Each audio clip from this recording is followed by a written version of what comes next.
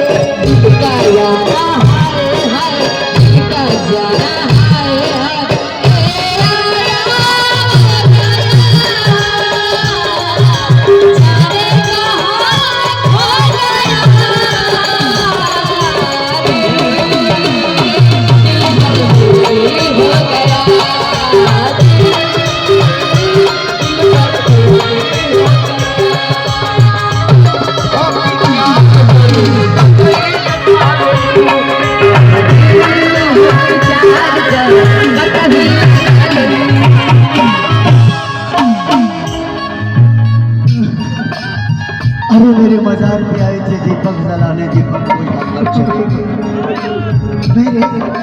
मजार पे आए थे दीपक जलाने, दीपक बुझा कर चले गए।